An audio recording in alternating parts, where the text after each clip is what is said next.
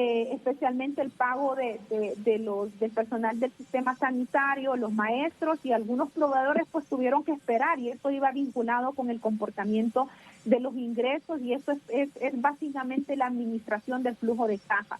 Y para entender el ciclo presupuestario hay tres conceptos básicos: la parte presupuestaria, la parte financiera y la parte contable.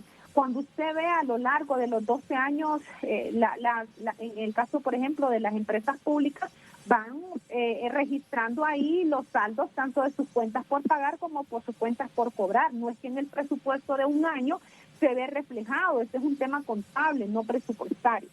Pero aquí lo importante es que el dato este de los 164 mil millones, no sé cuál es el fundamento, no sé cómo lo calcularon, pero sí creo que hay un dato importante que ellos mencionaron, y es la memoria histórica. Todo está en el sistema de administración financiero CAFI. Todos los datos están en el aspecto de que los registros o las operaciones, tanto presupuestarias como de pago, son reflejados a través del sistema, porque al menos durante la gestión de los últimos dos gobiernos nada salía o nada se operaba si no se pagaba a través de un sistema, y se pagaba a través, en este caso, que llegaba a un banco, ¿verdad? Tanto del sistema bancario o en su defecto de los pagos que se realizan a través del Banco Central. Eso le genera transparencia y trazabilidad en el uso de los recursos.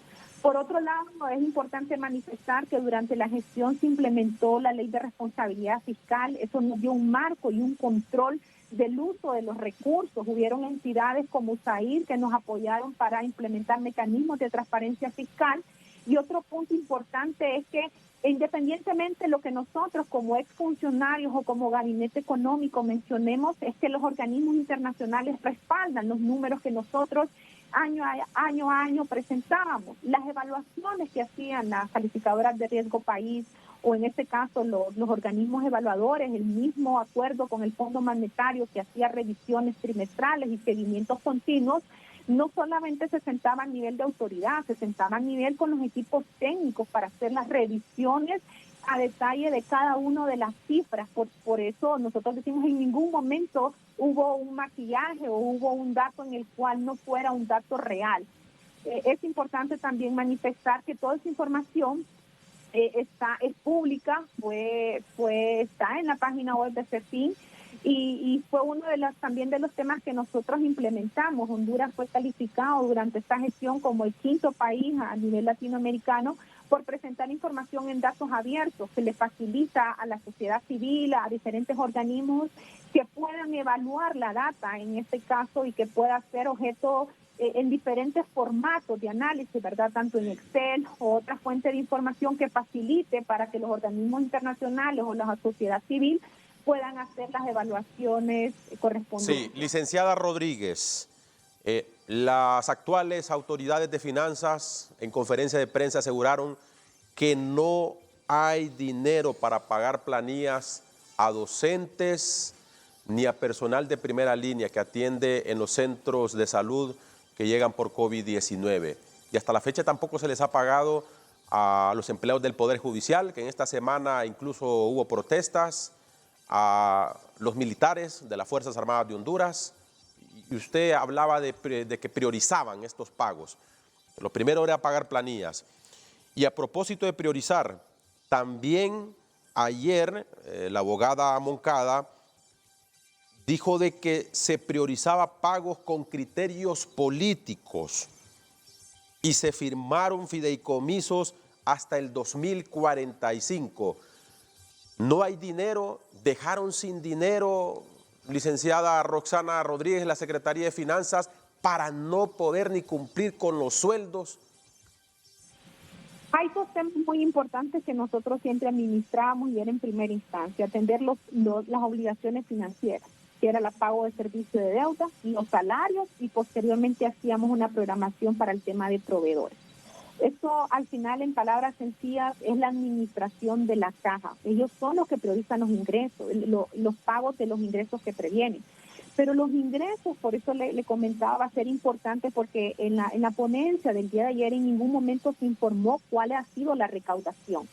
¿Cuál ha sido la recaudación diaria? Porque en promedio la recaudación, al menos hasta el 26 de enero, era cuando usted divide la recaudación mensual y lo pone entre 30 de manera lineal, yo le puedo decir que la recaudación diaria mínima no era menor a 250 millones. Entonces, el 26 no creo que haya cambiado tanto de algo del 26 al 27 de enero. El comportamiento de la economía sigue en apertura, la movilidad de las empresas, los restaurantes y las diferentes de la economía. Al contrario, no ha habido un cierre por temas de pandemia, ¿verdad? Ha habido un tema de continuidad, en este caso, de las mismas empresas. Entonces, y especialmente en los primeros 10 días del mes, como le mencionaba, por ejemplo, en el caso del impuesto de ACPB, el pago promedio es de 1.200 millones, de impuestos sobre venta ronda entre 1.500 y 1.600. Entonces, en los primeros 10 días de febrero, mínimo de recaudación, se tuvieron que recaudar entre 2.500, 3.500 millones. Y si yo sumo eso, en promedio, la planilla de salud ronda aproximadamente entre 500 y 600 millones y la de docentes anda en 1.364, por lo menos fue la última planilla que se pagó. Sumadas ambas no pasan de 2.000 millones, prácticamente se cubre con la recaudación de los primeros 10 días del mes de febrero y todavía le queda para atender otras obligaciones. Sí.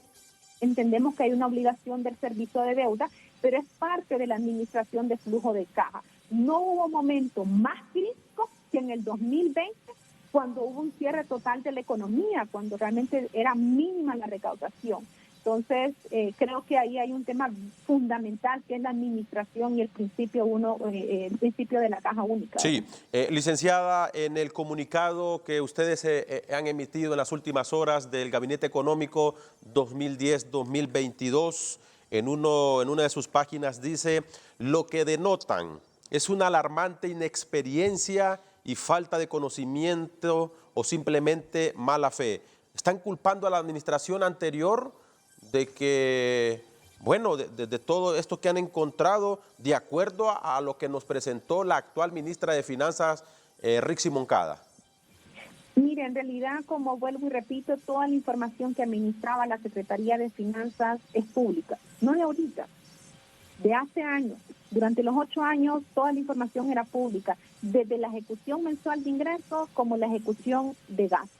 Esperaría que en los próximos meses o los próximos días ellos tengan el mismo comportamiento en aras de la transparencia fiscal. Yo lo único que le podía decir es que al final el estar culpando al anterior puede ser una salida fácil y no prudente. Al final hay que trabajar, el pueblo necesita realmente que el presupuesto se ejecute y que llegue de acuerdo a los programas y proyectos que ellos prometieron en su plan de gobierno y en las promesas que hicieron en campaña, ¿verdad? Va a ser importante. Ya las mismas normas presupuestarias, en el artículo 30 habla de modificaciones presupuestarias.